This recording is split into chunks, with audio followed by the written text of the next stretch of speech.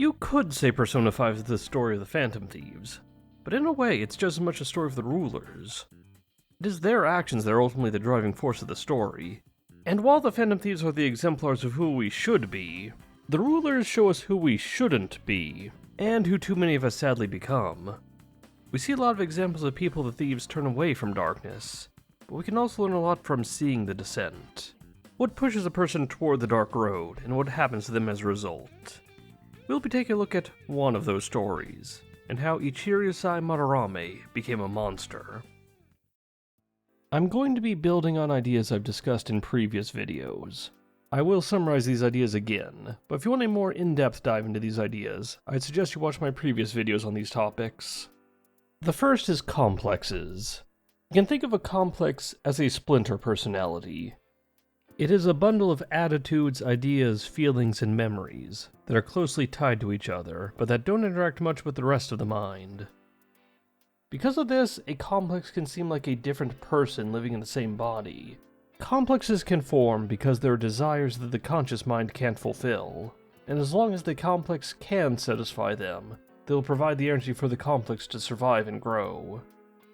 The second is the nature of the metaverse.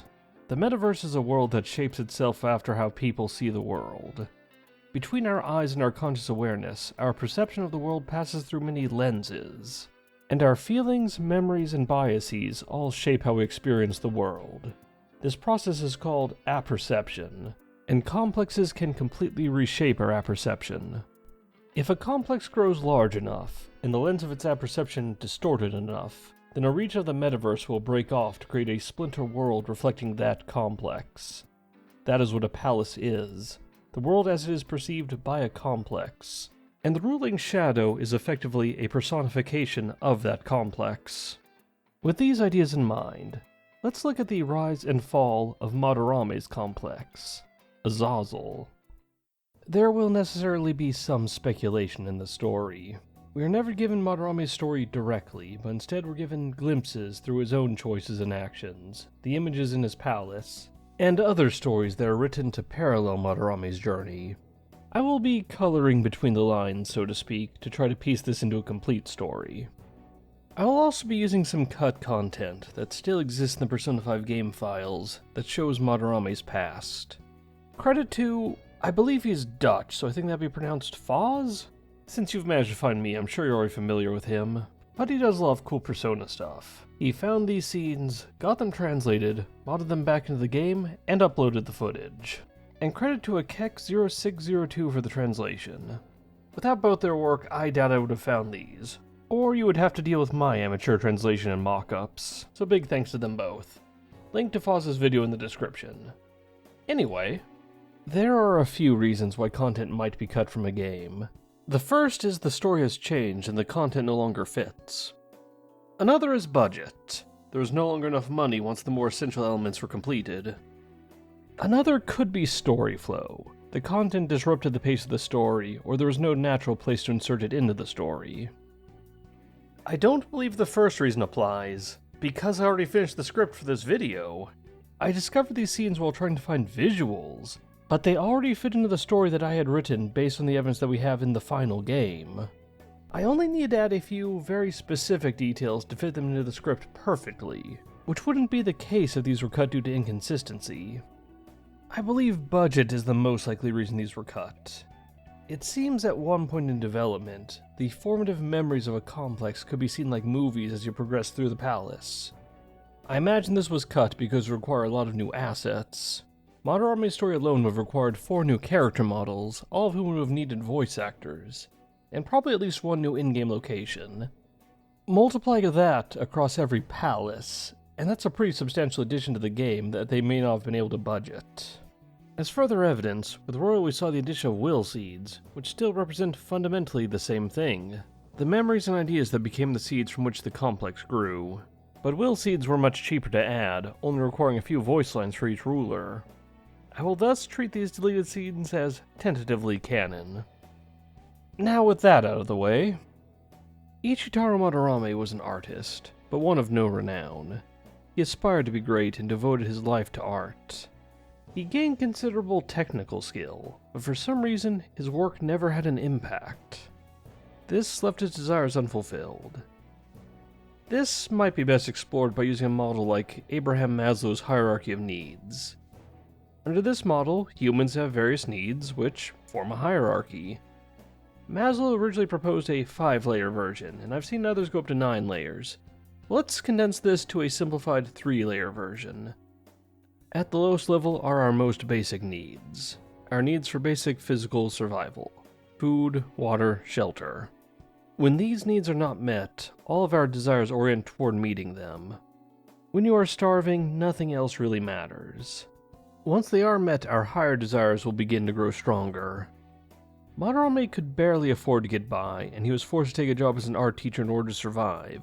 So his needs were met, but only barely. He didn't focus on this too much. His ideal image of an artist was someone who didn't worry about worldly concerns. Above our survival needs are our more social needs. The need to have friends and loved ones. The need to be respected and admired. Madarame had a few contacts, but not many. His former classmate Kawanabe tried to connect with him, but Madarame resented Kawanabe as a reminder of his own failure, and for Kawanabe's attempts to get Madarame to take better care of himself. Madarame also had a mentor once, but they had a falling out. That mentor had mocked Madarame by saying he'd never be Ichiryu-sai Madarame. Ichiryu-sai is not a normal name in Japanese. Ichiryu-sai means something like first class or top notch. His mentor was saying Ichitaro would never be a first-rate artist. That insult stung Ichitaro deeply, and left a kind of scar. Needless to say, Madarame's social needs were as poorly cared for as his physical needs. Beyond this level, we reach our higher psychological needs, the desire for creativity, beauty, to be all you can be. Madarame hoped to meet these needs through his art, but he never made any true art, meaning that these needs were completely frustrated. Altogether, Madarame's needs were in a sorry state. He had given up his life to pursue a dream, and had neglected himself as a result. This meant many parts of his psyche were unfulfilled and desperate for a solution.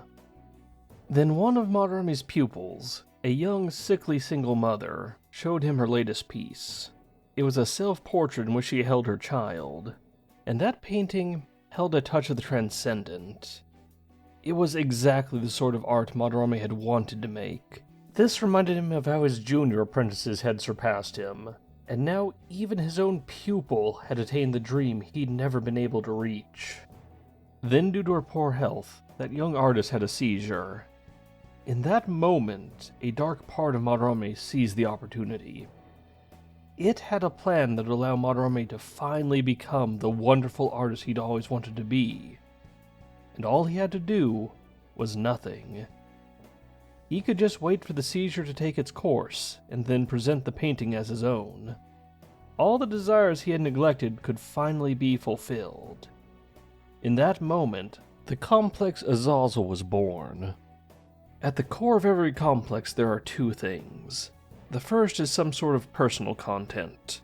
For Azazel, that would be the memory of this experience, the shame of being surpassed so utterly by a student, the frustration in his own inadequacy, the desire to be in a place of control and respect. All of those became core to Azazel. Whenever he was active, those feelings would be there, and that need for control would rule over his actions. And this core memory became frozen. Azazel would always be trapped in this state with this view of the world. The second is an archetypal image, some mental image that represents a more abstract ideal. Madarame's entire life revolved around art. He devoted his life to pursuing and perfecting art. In that moment, that painting was the greatest piece of art Madarame had ever seen, and it became to him the representation of art itself. Around the core of a complex, more mental materials will accumulate. Among the most important of these are desires. Azazel promised to satisfy these desires in ways that the artist Madarame had proven he couldn't. He could be rich and satisfy any material desires. He could be socially respected, meet all the celebrities of the art world, and be admired. And he probably imagined that being free of all those concerns, he could finally make the art he'd always dreamed he would. The desires to have those needs satisfied, then, became part of Azazel. Because Madarame's conception of art was now entangled in Azazel, any time he interacted with art, Azazel would be awakened. And because Madarame had built his entire life around art, Azazel would have no shortage of new experiences to incorporate into himself to grow larger. There was still a lingering sense of inadequacy, though. Madarame needed to prove that he was worthy of this piece, by somehow surpassing it. His first attempt was to improve the piece.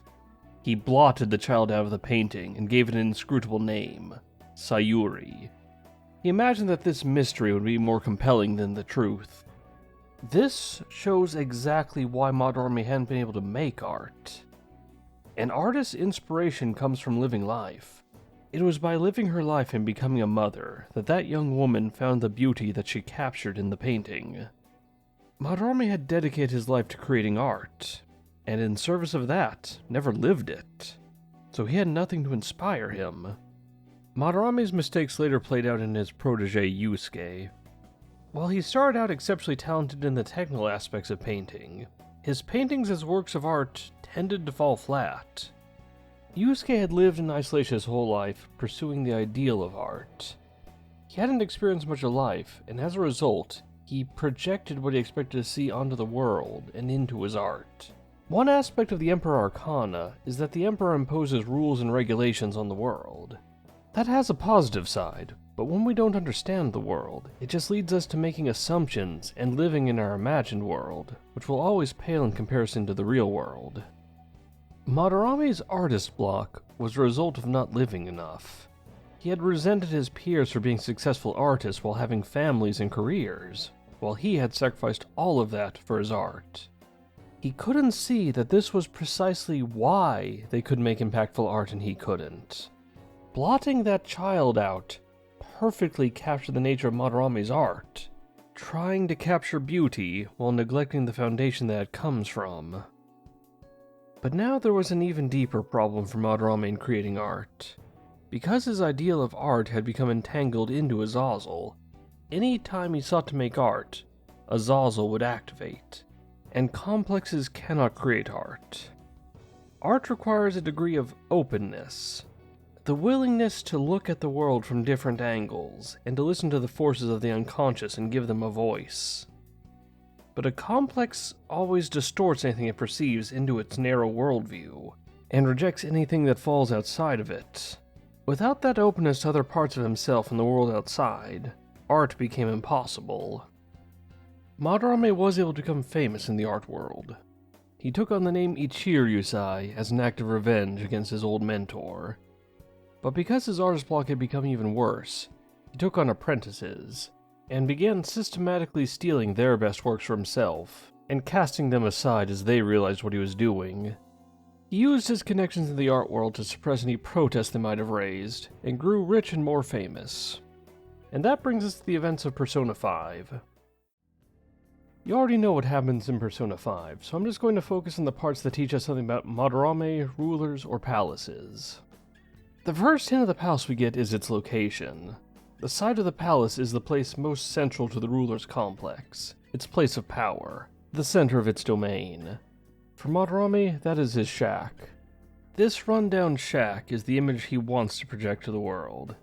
It is of course not his true home, but it is what he wants the world to see. And crossing into the metaverse, we can see why. For Madarame, this shack is a gaudy display of wealth. Some cultures use displays of humility as a way to assert status, and Madarame sees art as one such culture. This extravagant museum is the truth beneath the false humility that he shows to the public. The endless crowds, of course, is Madarame's cognition of his fans. This is the facade, the mask that Azazel wears for the world. As we look deeper into the museum, each section becomes a deeper secret and more central to the complex. As the thieves enter the museum, we see what is actually on display for the crowds, the gallery of his students. Madarame still desperately wants to be an artist. Because he can't make art, he tells himself a story. The people who make the art don't really matter. It's really the teacher that makes them into artists and is the true creator. This of course robs the students of their own agency in the matter, as though they're inert brushes in the master's hand, devoid of their own efforts, drives, and insights. But this is the distortion necessary to maintain Azazel's view of the world. As we go still deeper, we find the impassable door. This reflects Madarame's perception that his secrets are utterly safe. Everything we've seen before is something of an open secret.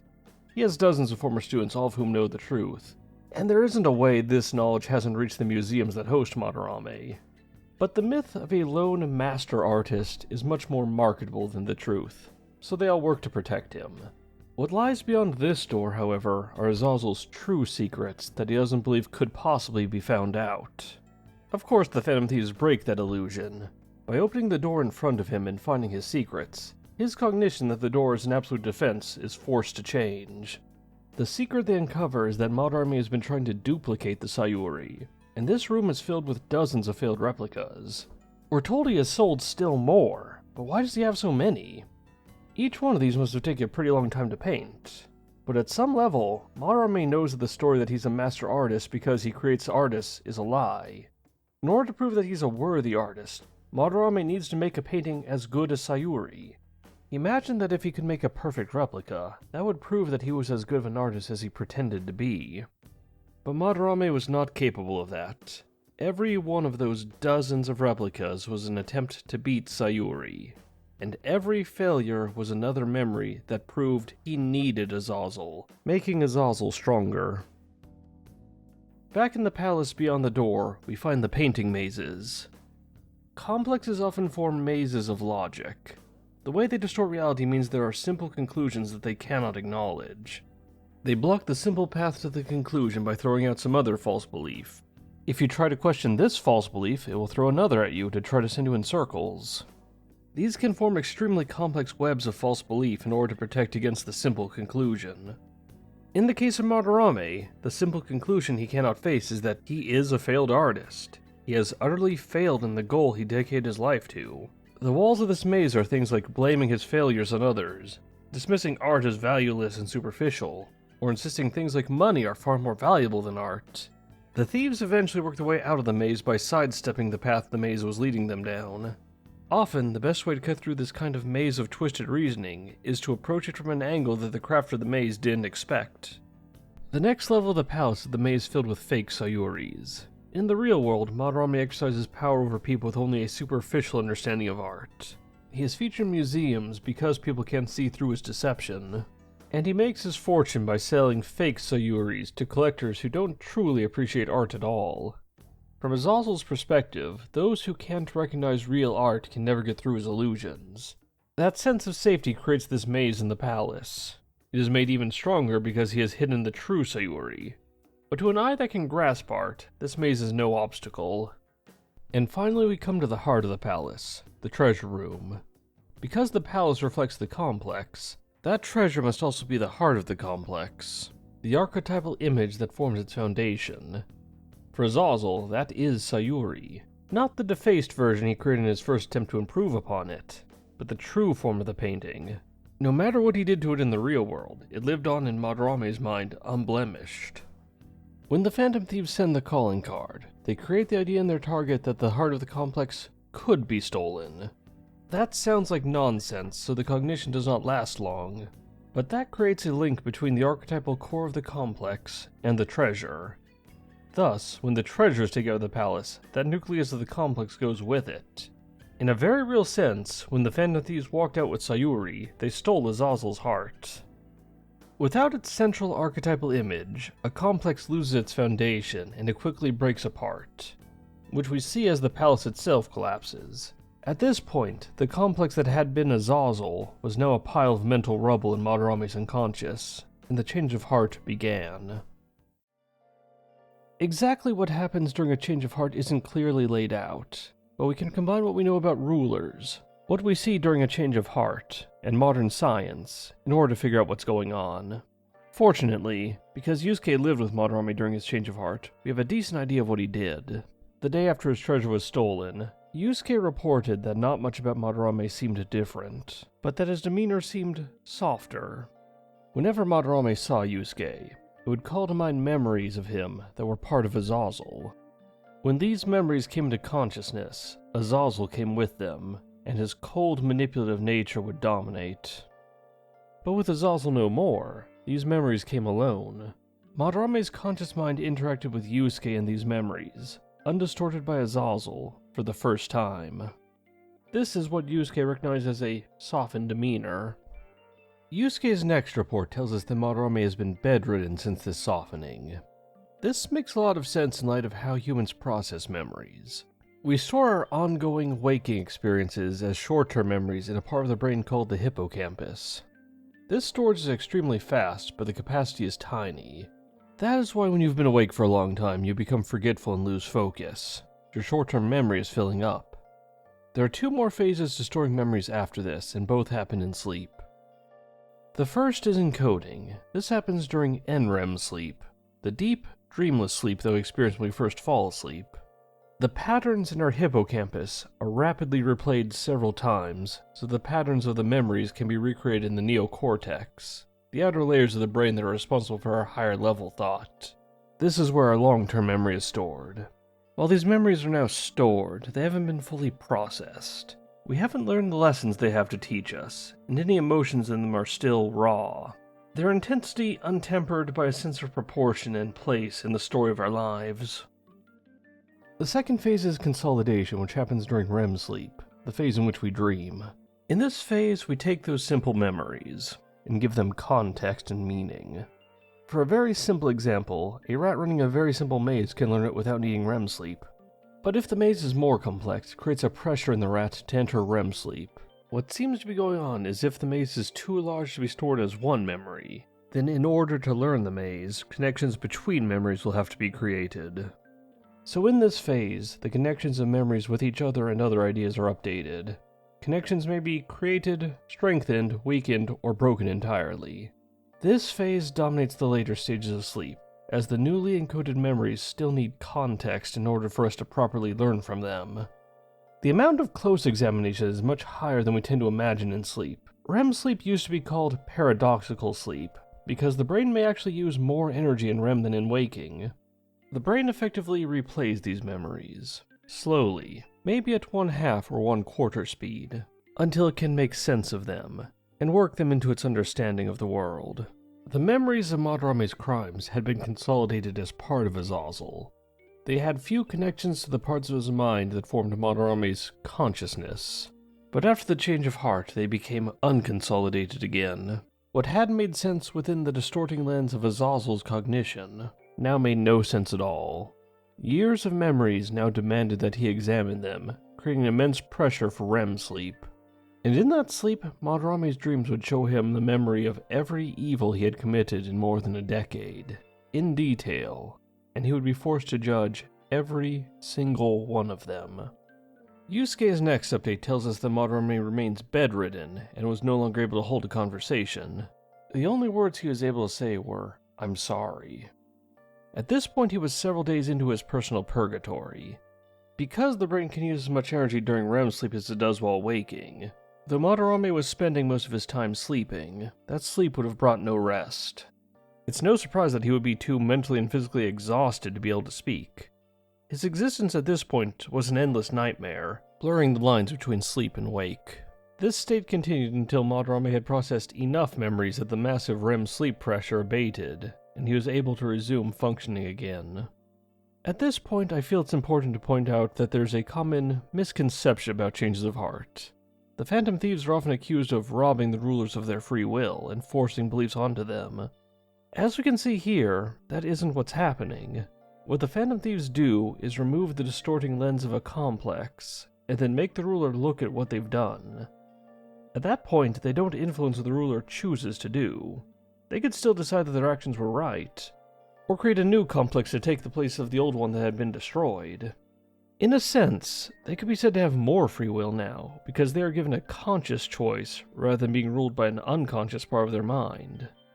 But when Madarame is given that choice... How could I possibly apologize to everyone for what I've done?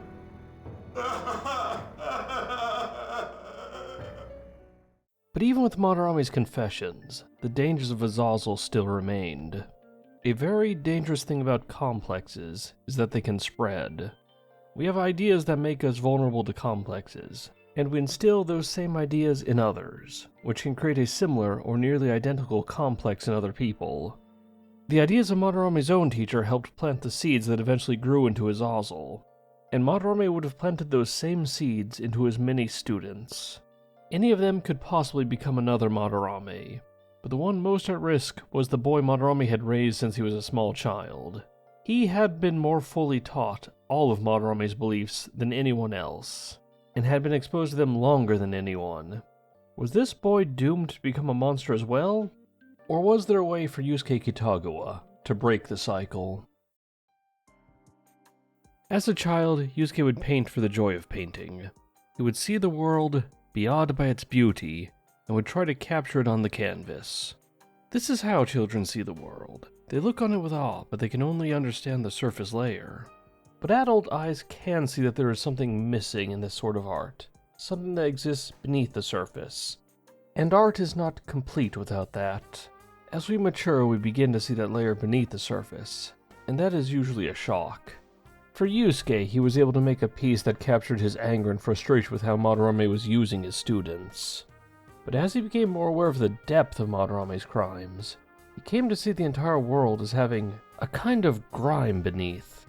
He could no longer paint to capture beauty, because as he saw it, the true nature below everything was dark and ugly. He continued painting, not to capture beauty, but as a sort of revenge to prove himself to the people who doubted him.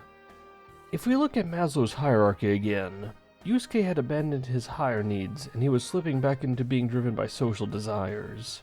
This is the stage of development that Madarame found himself trapped in, and the darkness of this world eventually consumed him. Yusuke made a painting meant to capture the nature of desire. The painting showed desire as a black, all-consuming vortex. Having seen what Madarame's desires had turned him into, how his desires had created Azazel, Yusuke now saw desires as nothing more than a piece of that grime beneath everything. Yusuke believed that he had captured the true nature of desire and entered the painting into an art contest. It utterly bombed. People who looked at the painting could tell it was missing something important. This shook Yusuke, and he took exactly the wrong lesson from this experience. He redoubled his art practice and shut himself off further from the world. This was probably the trap that had held Madarame, growing more bitter and shutting himself off more. When Yusuke sought inspiration for his work, he brought Ren with him, so he see his problems firsthand. He went out into the world to find things worth capturing in his art, but he wasn't really seeing them. He was deciding for himself what he expected to find, and then projecting that out into the world. He was playing the part of the Emperor, setting rules and imposing them on the world. But the Emperor is not an archetype suitable for the kind of learning and growth that he needed. What Yusuke really needed was the Fool. Shortly after, Yusuke met Akio Kawanabe, who had once been a friend of Madarame's. Madarame had used his influence in the art world to have Kawanabe blacklisted, making him another one of Madarame's victims. Kawanabe decided to act to try to prevent another Madarame from happening. He created a foundation to support young artists. His foundation would find talented young artists. They would offer these artists scholarships and mentorship, targeting those physical and social needs, to help free up their students to focus on their higher desires. Once they became capable artists, the foundation would help them to find buyers for their art to make it a sustainable career. This was a rather astute way to help people in Yusuke's situation, but Yusuke found this talk about money repulsive. That was something he had learned from Madarame. The facade Madarame maintained as a poor artist only barely getting by so he could focus on art was based on how he had seen the world before Azazel. The opulent materialism of Azazel came from the parts of himself that Madarame had repressed. Madarame had probably taught Yusuke these exact same values. When Yusuke learned of the depths of Madarame's corruption, he also learned that Madarame had indulged in all those worldly fantasies that he'd warned Yusuke about, which only made Yusuke's resentment toward them worse. Yusuke at this point was primed to repeat all of Madarame's mistakes. His perspective on art had left him unable to make art. He grew resentful toward both the world and himself, and he held a stubborn attitude toward it all that would prevent him from learning and changing to correct this. Fortunately, Yusuke had friends. When you suffer from a complex, Any ideas you encounter that challenge the assumptions of that complex can seem like an attack and activate the complex. Once that complex is activated, any challenges to it will only make the complex grow larger. But if you can question the complex without being put on the defensive, it can be possible for the ego to examine parts of the complex and reevaluate them. And maybe the best tool to help you do that is the voice of a friend. When Yusuke asked how he could paint a pure beauty like Sayuri, the answer they gave him shook him. Sayuri isn't pure. Like Madarame, Yusuke himself had a complex surrounding Sayuri that shaped his own idea of art. When he saw the painting as a child, he saw that it was beautiful, but he couldn't understand what was beneath it. That gentle smile was because she had felt the ugliness of the world, and she could shelter her child from it, if only for a little while. Those ugly pains were what allowed her to have that bittersweet smile. The darkness beneath created a beauty that surpassed any pure beauty. Yusuke's idea of art was held in a complex that had formed when he was a child. It was frozen with a child's understanding, and grew out of sync with his experiences as he grew up. Looking at the world without the assumptions of his complex, Yusuke could now see that there was beauty and ugliness in everything, and that's what his art had been missing. Yusuke had once seen only the superficial layer of beauty on the outside. Then he could see only a layer of darkness beneath, but now he could see that there are always many layers of both. He returned to his painting of desire and saw what it was missing. A ray of light cutting through the darkness. Pure ugliness is as unrealistic as pure beauty. He entered his revised desire and hope into a new competition, and this time he won. Kawanabe congratulated Yusuke and offered to support him, but Yusuke declined. This time not out of resentment that worrying about money and companionship would compromise the purity of his pursuit, but because he didn't need it. Kawanabe had made his foundation to help people who might become another Madarame, but Yusuke was past that now. His needs were well enough met, and his own mentors had helped him through that. That they didn't know a thing about art didn't matter. Now we can see why it was important for Persona 5 to put so much focus on the humanity of its rulers. To a complex, anything in the world can be classified by whether it helps the complex's goals. If it helps, it is good and should be used. If it harms, it is bad and should be destroyed. The layers of beauty and ugliness that Yusuke came to recognize are not visible to a complex. We can see this most clearly when Azazel tries to explain why he took in Yusuke. Above all, Yusuke, didn't you think it was odd that I discovered your talent when you were only 3? The reason why I kept you around was to keep you from realizing the truth behind Sayuri. That doesn't make any sense.